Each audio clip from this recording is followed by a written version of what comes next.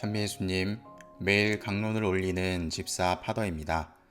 오늘은 2020년 7월 5일 연중 제14주일이며 한국 성직자들의 수호자 성 김대건 안드레아 사제 순교자 기념일입니다. 오늘은 기념일이지만 기념 1등급으로서 주일보다 전례 등급이 앞서기 때문에 주일이 아니라 기념일로 미사를 거행하게 됩니다. 오늘 일독서에 나오는 역대기 학원 24장 18절에서 22절의 말씀은 남유다의 왕인 요아스의 변절과 스가랴의 살해에 대한 이야기입니다.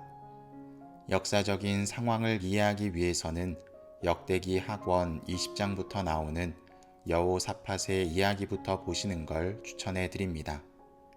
간략하게 설명을 드리려 하지만 길어질 것 같으니 주의 깊게 듣지 않으셔도 됩니다. 일독서 설명의 마지막 부분에 나오는 요아스와 스가랴에 대한 부분에 더 집중하시면 이해하시는 데 도움이 되실 것입니다. 잠시 앞부분 내용을 요약하도록 하겠습니다. 여호람 임금은 아버지의 뜻을 저버리고 아합의 임금의 딸을 아내로 맞아들여 하느님의 뜻을 멀리하게 됩니다. 그리고 여호람은 하느님의 뜻을 멀리하여 창자의 불치병을 얻게 되어 죽게 됩니다. 이후 막내 아들 여호아하즈가 왕위를 잇게 됩니다. 여호람은 하느님의 뜻을 멀리하였기 때문에 다윗성에 묻히기는 했지만 임금들의 무덤에는 묻히지 못합니다. 여호아하즈는 아하즈야라고 불리우며 유다의 임금으로 불리움을 받습니다.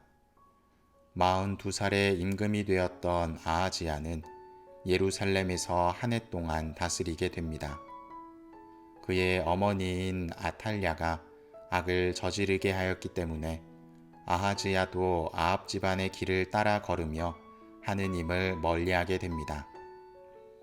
그리하여 하느님의 사람 예후에 의해서 살해되게 됩니다.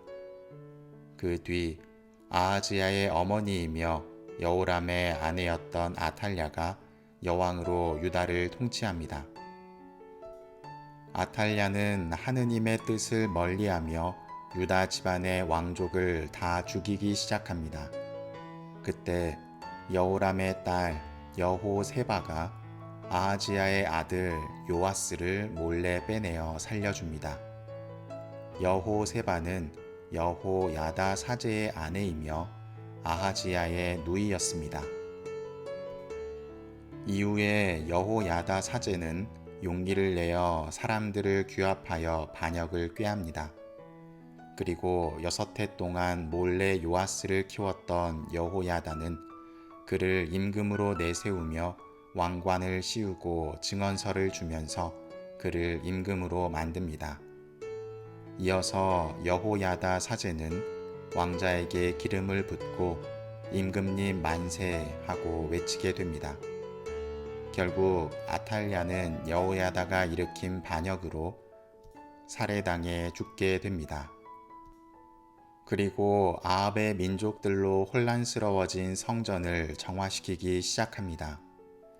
바알 신전을 허물고 바알 제단들과 상들을 부수고 바알 사제인 마탄을 제단 앞에서 죽입니다. 여호야다 사제는 주님의 성전을 제자리로 만든 인물이 됩니다. 그리고 나서 요아스는 7살에 임금이 되어 40해를 다스리게 됩니다. 요아스는 주님의 눈에 드는 좋은 일만을 일으키며 좋은 표양을 보입니다. 그리고 주님의 성전을 호화롭게 꾸미며 더 없는 부흥기를 맞이합니다. 그런데 문제는 오늘 독서에 나오는 이야기에서 시작됩니다. 요아스를 임금으로 만들어준 여호야다 사제가 죽은 뒤에 요아스는 변하게 됩니다. 자신을 따르는 신하들이 아세라 목상과 다른 우상들을 섬기는 것에 동조하며 하느님을 멀리하기 시작합니다. 그리고 하느님께서는 여호야다 사제의 아들인 스가랴를 예언자로 보내시어 너희는 어찌하여 주님의 계명을 어기느냐? 그렇게 해서는 너희가 잘될 리 없다. 너희가 주님을 저버렸으니 주님도 너희를 저버렸다. 라고 예언합니다. 그 말을 들은 사람들은 즈카리아에게 돌을 던져 죽였습니다. 여호야다 사제가 보여주었던 충성을 아들인 즈카리아의 죽음으로 갚은 것입니다. 즈카리아는 죽으면서 주님께서 보고 갚으실 것이다 하고 말합니다.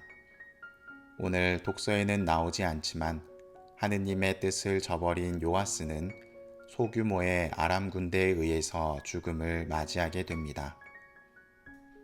오늘은 한국 성직자들의 수호자 성 김대건 안드레아 기념일입니다. 안드레아 사제의 삶은 순교의 삶이었고 희생적인 삶이었습니다. 따라서 이러한 부분으로 오늘 독서와 복음을 바라보면 전례문의 핵심적인 메시지를 쉽게 찾을 수 있습니다.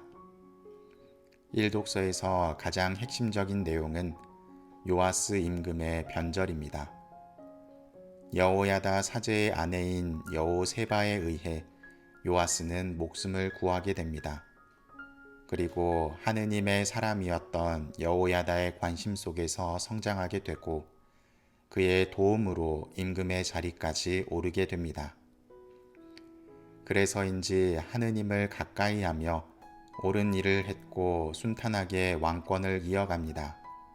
그런데 문제는 여호야다 사제의 죽음 이후에 권력에 눈이 멀었던 유다의 대신들과 가까이 하면서 자연스럽게 아세라 목상과 다른 우상을 섬기며 하느님을 멀리하게 됩니다.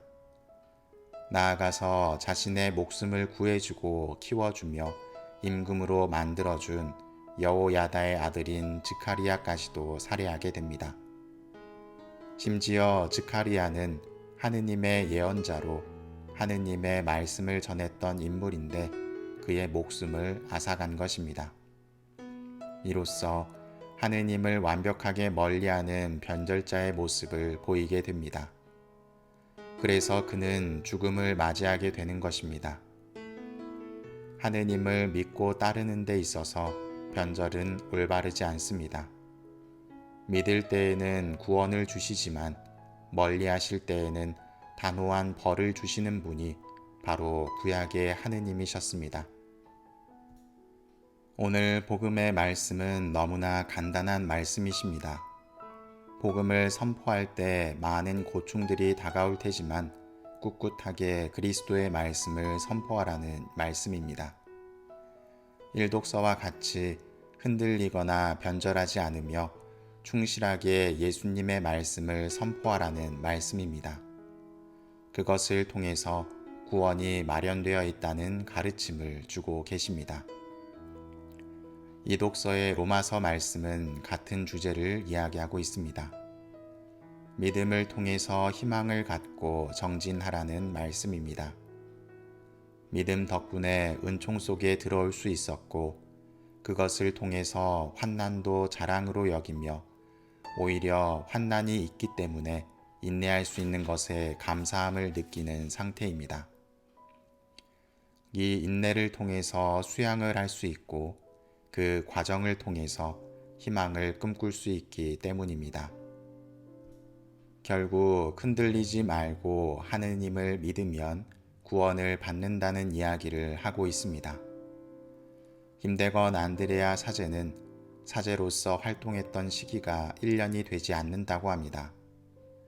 당시에 사제가 되기 위해서 수만 리 길을 걷고 타향에서 공부하며 하느님을 위해서 자신의 청춘을 바치셨던 분이셨습니다.